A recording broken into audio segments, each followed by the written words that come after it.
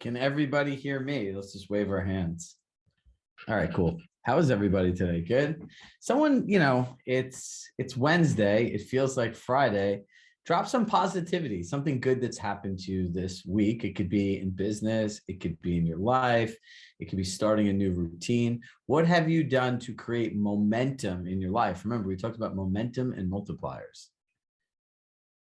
Let's see where everybody is with that. Just signed 2 new listing agreements. You should get like a double bonus for that in this low inventory world. Accepted offer, emails to Sphere. When I don't see a lot of comments here, I actually start to get worried because like I love people and I'm like, wait, where's all the goodness in everybody's life?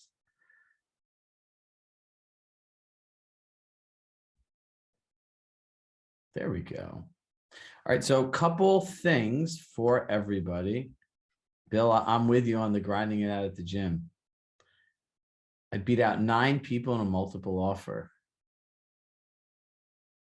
Love the how can I make your experience better? Chris Dolman in the house. So couple things. Next, and we'll all congratulate Chris Dolman. He has been upgraded to the Director of Agent Development in Boston. If you know Chris is a great guy and one of the top trainers here at Compass. And he's a friend, a client. And if you have an opportunity to take a class with him, please do. Now, a couple of things. Next Tuesday, right? We have Prospecting Tuesdays. So for the, let's see, 20, 28, 32 people that have their camera on, which means there's 60 people that don't have their camera on. So for the 60 people that don't have a camera on, I'm giving you a 1-week notice. Next Tuesday is Video Tuesday. We are all going to be recording videos. I've given you an adult week to be prepared. I'm going to get my hair did. I'll probably get my eyebrows did because I'm going to be firing off videos too. And we're going to do it together. A lot of people don't realize this, but when I was an agent, I actually won one of those national video influencer awards and whatnot. And if you type my name into YouTube, you can literally see videos from 2011 where I had no idea what I was doing. I've been overweight, underweight, everything in between these things. And video is one of the best ways to connect with people. So next Tuesday, we are going to do videos. It does not matter what you sound like, right? So Julie just got listing appointments from sending the equity analysis email. So can we all agree to the video? Listen, I'll share a story with you guys quickly before we get back into the buyer conversations. And this should inspire all of us. I used to run the YPN at my real estate board. And, I didn't want to do networking events. I wanted to teach in a class. And the goal was the same thing. Show up and I'll teach you how to do one new thing to make money in your business. That was my guarantee. But I told people if they were not going to participate, they had to leave. So we would do these videos on how to do Facebook Live. And some people laughed. I was like, I'm the guy that will walk around. If you don't record a live video in here, like I'm either going to publicly shame you or I'm going to kick you out. This is a group for doers. So this one older lady had a real hard time doing it. She was probably in her 70s, I would say, right? So we had her stand up. I made a script. Easy with the older, Jesus. I knew someone was going to say something. I'm 12, so everyone's older than me. So she was holding her hand and she was kind of shaking a little bit and she recorded a video.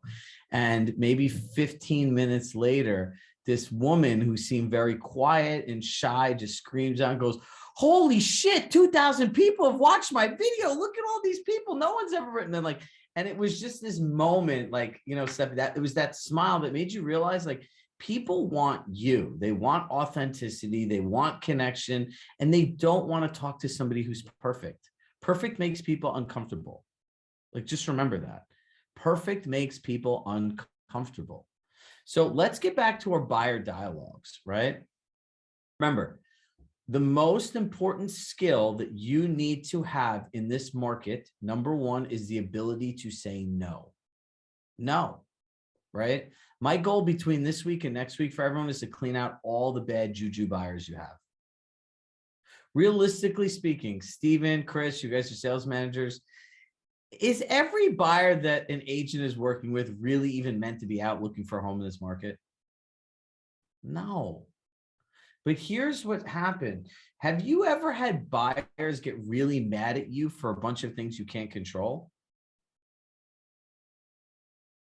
You want to know why that is? Because you gave them the hope that their delusional ideas were possible. Right? I see Kate laughing, but it's true. Listen, you go to a professional. I go to a professional to sell my watch. The guy tells me my watch is worth $45,000.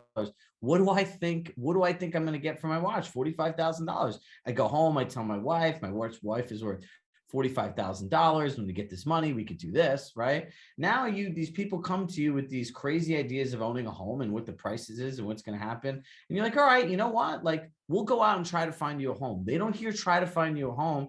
They hear blank realtor Compass said I could find a home like this. And then they start dreaming about the home. And then when you don't help them reach their dream, you become the antagonist. And then you're like, why are they going somewhere else? I showed them all these properties. This is what's available on the market. And see, all of this stuff is a waste of time. Remember, a 5-minute task done 300 times in a year is 25 hours, right? Think about how much time you're wasting with your clients. So here's what we're doing. We're going to put the bulk email back in the chat for the people that need to do it. And I want to role play a couple different scenarios with people, right? Give me your most common scenarios, put them in the chat. I'll pick out some of the ones and I'll role play. Listen, this is the fun part for all of you. And this is what I call put your money where your mouth is. You can be the most difficult buyer. If you're unrealistic, I'm just going to make a joke and it's not going to work for anybody. But give me your real scenarios and I want to role play them out with you so you can see how to have the conversation. Would that be helpful for everybody? Like, look, I spoke to Malty, who's the owner of Luxury Presence yesterday, right? A lot of us use their websites. They're great. I love them. Now, he goes, agents seem a lot more stressed out, Chirag, than they normally do. It's only February. And I go, you want to know why? And he goes, yeah. I go, because everyone's free pocket money is gone. He goes, what do you mean? I go, look, everyone does a few deals a year by accident and that's over, right? I call this the GS market, grit and skill. You can do all the outreach you want in the world to create leads, but if you do not have the physical skills to talk to people, convert leads, protect your time, and close people, you're not making sales, not at the capacity that you should. So my question to everyone is how much time are you spending every day improving the way that you can communicate with people? Go ahead. You can put all the zeros in the chat box. Who has a scenario that they want to share? Or Steve, Chris, if you have common scenarios that you guys hear all the time, we could start with one of those as well. You have to improve your communication skills. Listen, in the end too, here we go.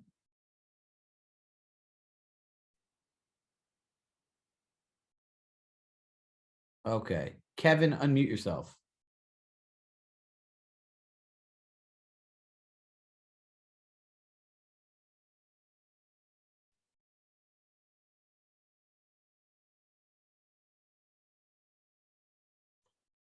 Where Kevin? Kevin is a common one. I want a deal. I'll wait until the market cools down. Great. Hey, can you hear me, Chirag? Yeah, I can hear you. So, okay, sorry. So you can be the buyer, right? And I'll be the agent. Okay. Okay, Great. you can start off. Hey, Chirag, I'm definitely interested in buying, but I'm looking for a deal, so I need to wait until the market cools down. Great. What I hear is that you don't want to overpay for a house. Is that right? Absolutely. And when you think of the word deal, I find it means something different to everyone. In your mind, what is a good deal? A good deal is the lowest price possible. Got it. How familiar are you with how the trends have been going over the last 24 months? I've been I've been looking at properties, prices, some of the websites, driving the neighborhoods. Um, so I know prices are definitely up. It's a seller's market right now, but I'm a buyer. Got it. So look, I want to just objectively share with you data, and then I want to support you in making the best decision possible for you. Would that be okay? Absolutely. Great. So look, if we look over the last 24 months, the properties in these areas that you shared are going up anywhere between 1 to 2%, right? And that's been compounded over year. So my concern is for properties to come down, inventory has to be a surplus, where the inventory is a surplus to the amount of buyers. Now, how long are you willing to wait for a home? I mean, honestly, I'd like to find a home as soon as possible, um, because I realize the value of home ownership. I just, with the economy being the way it is, I want to make sure that the price that we get the property for is not higher than it needs to be. And who do you think creates a property, prices of the property? Who creates them? Yeah. Um, I mean, I would say, the realtors price it. I think the market demand prices the properties. It's only worth as much as someone's willing to pay for it. So the buyers out there are pushing the prices up. Yeah. And can either one of us control what other buyers are willing to pay for homes? No. So based on that, here's my question to you.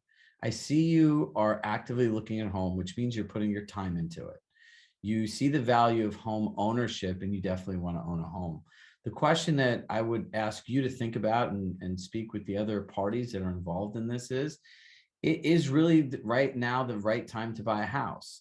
We know over the last 24 months, based on actual sales data, that the prices keep going up. If you want the prices to come down, you could be waiting 6 months, a year, 2 years. They might not come down. No one has that answer. So really what you have to figure out is what specifically a home means to you and owning a home now, and decide based on the actual market now if it's the right time to buy. Yeah, that makes sense. There's only one kind of deal you can get right now. You want to know what it is? What kind of deal can I get right now? Winning a home. That's really the only deal any buyer can get, because if you look at it, these properties do have multiple offers and there's not a surplus of them. And if that kind of environment is okay for you, then I suggest being in the market. If not, I would passively look. And if something really comes up that's ideal for you, that you're willing to purchase in those conditions, then I would actively pursue it. And this is great, Chirag. It's great. Like, one question I have, and I want your feedback, if possible, just a minute. What I typically do is, when we get a buyer in, we push them to the lender immediately just to see what they qualify for. So we're not pie in the sky with our searches. And there's a rate lock, there's a timeline associated with that approval. So I always reinforce, hey, you've got a finite period of time before you have to go through this process again or pay for an extension on your rate. Is that like a strategy that you've used in the past? No, because that is a forced time limit for them, right? If you notice why our conversation was effective, I did not at any point, did you not feel pushed at all? I No, didn't it push was you at great. all. I subjectively shared the data. I gave you all the options. Buying a home is a choice. And we realize that this choice is not right for everybody. So we want to make sure that we accurately describe the market and then allow you to make the best decision if now's the right time. Or I like this other one, right? I came up with this one on the spot because it felt good. But you know what? It is, if this environment's not right for you, we suggest you passively look. And if something comes up that you feel is worth buying in this type of environment, then you could actively pursue it. right? And then you could stay in touch with the collect. Listen, you can't control these prices. I want a deal. Well, there's only one deal you could get, and that's owning a home. Every day, there are dozens of disappointed people. All right, so that's one scenario. So look, if you back out my team and myself, there's 119 people here. I want all of us to master having these conversations. So when you think about momentum, you want to think about multipliers. You want to think about how do you make more money in your life? Think about how much more free time you'd have and how many more deals you'd actually close if you knew how to have this conversation with every single buyer. Imagine your life as a real estate agent if you never worked with a bad buyer again. Listen, at any point, did Corey, seem like a jerk for not wanting to take this guy out? I would turn around and then here's the thing, some of these people are going to push and they're going to say, well, I still want to look at properties. And my question would be, why would you want to spend time looking at properties with the market you disagree with, where you don't want to be competitive? It does not make sense. Is there something I am missing here? Not re-educating them. Is there something I'm missing here, or something I didn't hear what you said correctly? No, I just don't want to go. And I would honestly say, respectfully, if this is not the right time for you and you're not in alignment with the market, I do not want to lie to you and lead you on that even buying any of these homes possible. I found in doing this with other people, I'm bringing them to properties and they're losing out on homes that they fell in love with because I was not upfront about the market, right? Or I didn't draw a clear line on what the expectation should be. Just remember, when you get into these conversations with people and you start talking about, who creates the prices in the market, they all go to the buyers do, right? And then it's easy to say to someone, can either one of us control what other buyers are willing to pay for homes? No.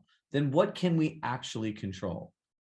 What are expectations of the market and how competitive we want to be in this market, knowing what the data says to own a home? All right, what else we got here?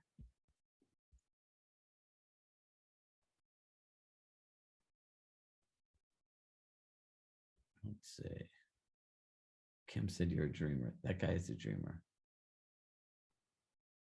Oh, Corey, all right, you can unmute yourself.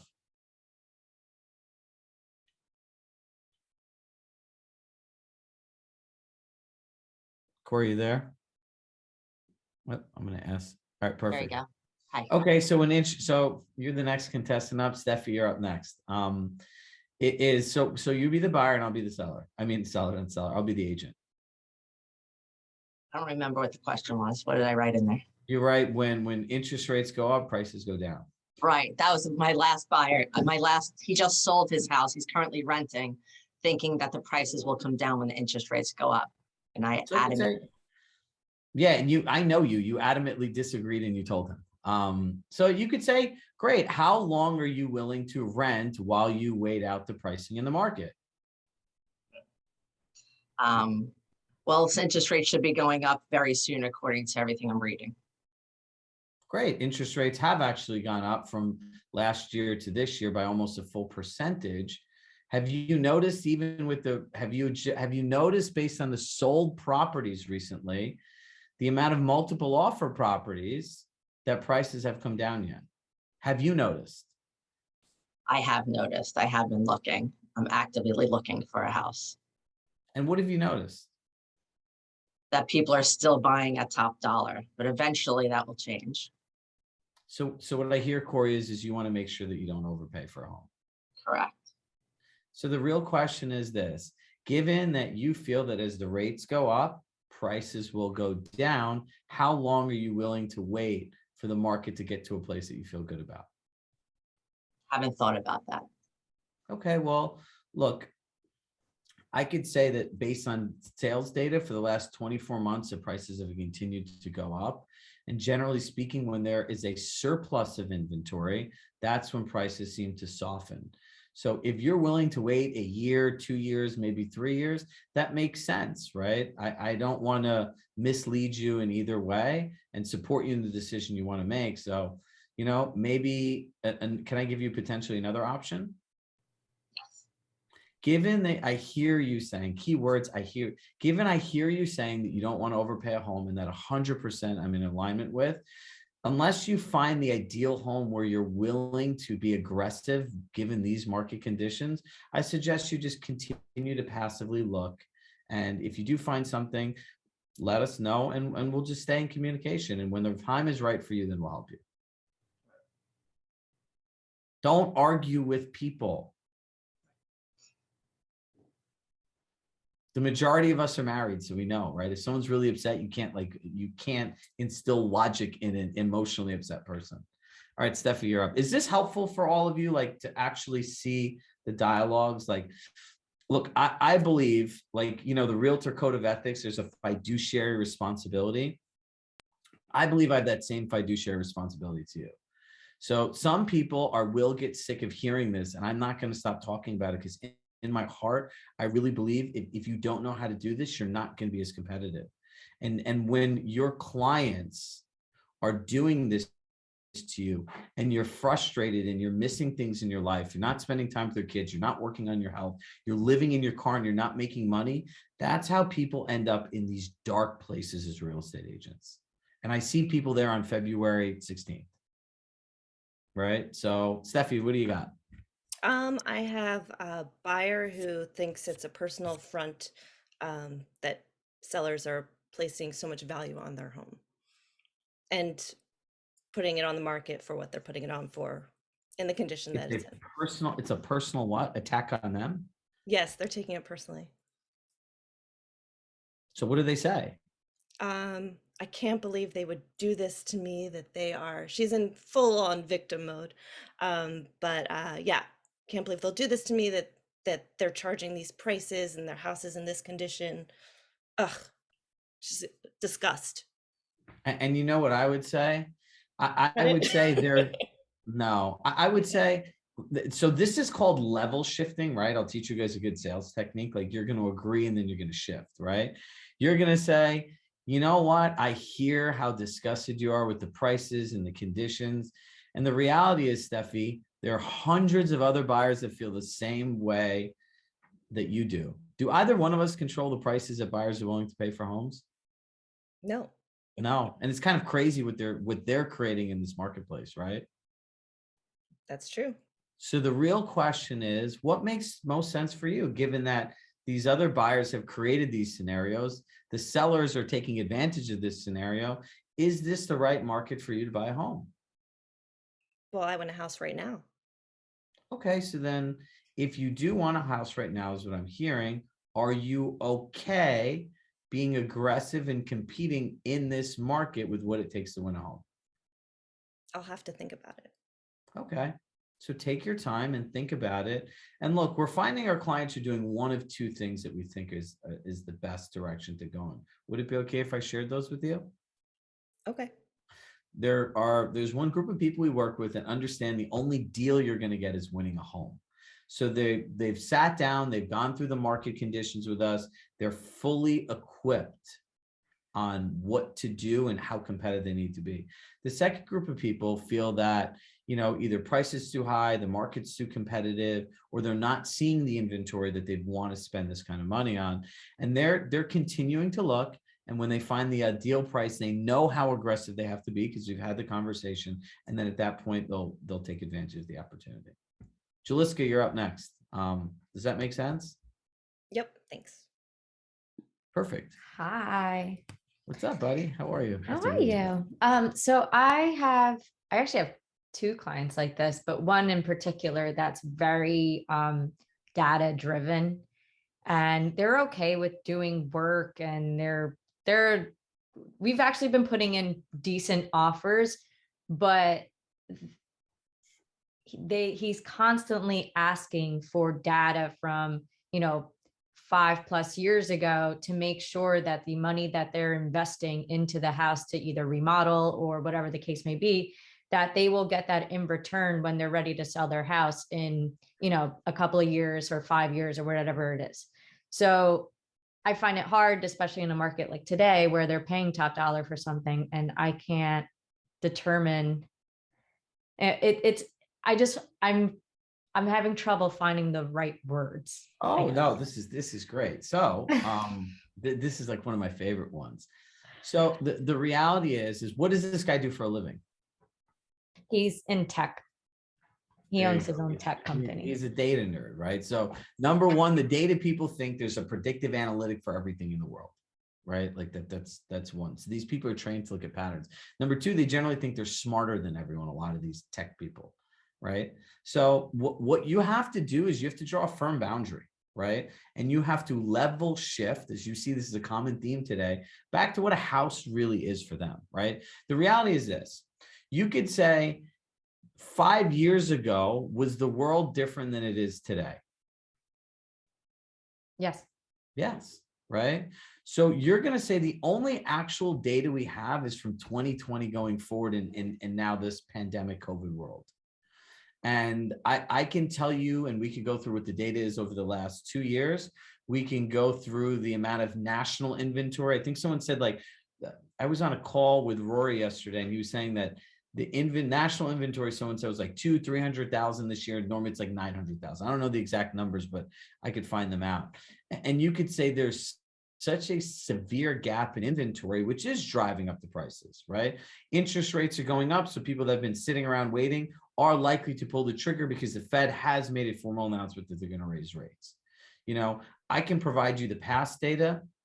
I would suggest focusing on COVID, but you have to make your own decision. And unfortunately, there's no guarantee I can give you, because if you look in 2008 when the market crashed, before that, if you looked at all the data, it showed a boom, a boom, a boom, a boom. If anyone was able to predict that kind of data analytics, you would not be a real estate agent. You'd be a billionaire.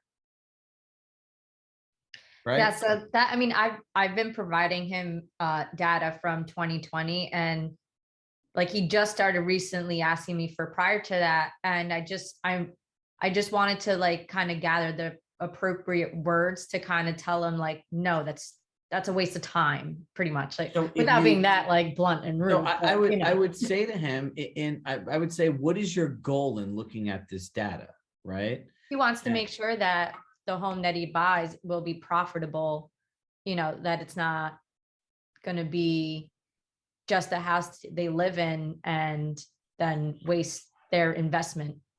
So look, in the end, I will tell you this buyer will suck. I don't care how high his budget is, right? If this was keep it or cut it, I would draw a hard boundary with these people. And I would say, look, I'm happy to help you. I'm happy to provide data, but we need to align that there's no data that is going to give you the security that you're looking for, because there are no guarantees in life. There are no guarantees in the market. And if I had a crystal ball, as you can see, I'll do anything to help you reach your goal. However, no one knew that the entire world would get shut down like this, and there'd be an economic crisis, there'd be supply chain issues, and you could list off all these world events that no one ever thought would happen, right? So like, if you're asking me in good faith to deliver an answer on data on what could happen 3, 5, 7, 10 years from now, the one thing that the last 2 years has taught us is we don't know what can happen. And if you're not okay with that in purchasing a home, then maybe we want to just rent a little bit and see where the market goes from there. Give them another option. Say, look, whether you rent a house or buy a house, I'm happy to help you, but I want to do what's best for you, but we need to align on this expectation. And if you can't align on it, then just, what are you doing? He's going to look at 800 homes and overanalyze everything. And a person looking for statistical data, right, that knows they're going to overpay on a house. I just got a message from my broker, right? I've looked at this house. I want to buy another house. I want more space, right? We looked at this house. It was listed at 185, and it was literally had a nice pool. It was like secluded. It was all the stuff I wanted, but literally it's like living on the highway, right? They bought this house for 1.4. They did minimal repairs. They wanted like 1.8, 1.9, right? They pulled the house off. The house just came back on for 2.2. And I'm like, wow, I'm like, this is crazy. And so her message to me this morning was, when I sent it to her and I saw it in the club, she goes, are you ready for this market? I was like, look, if you want to buy a home, I'm going to have to waive my inspection contingency, waive my mortgage contingency, and not care and understand that the memories I'll have with my family and why I want the home is what I'm buying, right? I'm not the analytics of it and everything else. It's subjective, right? But that's my view personally as a buyer. But if this guy is looking for a guarantee, There is no guarantee. No. All right, awesome. That was great. Thanks. So look, this is a good example of somebody who's raised their hand, looks like a real buyer, is looking at properties. And odds are we all know that there's like don't put good time, like good money behind bad money. There's a time where you're just going to have to say, I can't do this. But Right? that's the thing. He's been putting in pretty good offers. It's just what he's asking for to then get him to put in that offer. It's like he wants to only go at ask, and then I give him all this data. He's like, okay, let's go whatever over. And he's all about percentages and this and that. So I don't know. What you said definitely helped, but I think definitely setting boundaries with him will be my next conversation with him. All right, good. So on Monday, on that note, you tease our next topic. It's going to be on Monday. We're going to talk about setting boundaries with buyers. We can all know how to do that. So for now, for Monday, prepare all your cross boundaries with your clients.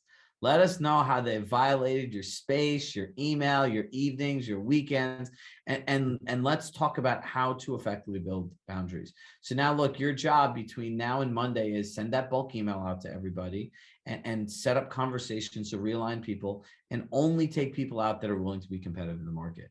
We'll distill down these scripts from today and they'll be in our recap email that goes out Saturday morning.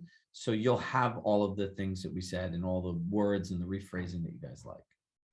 So I love you all, and I shall see you all next week. Bye, everybody.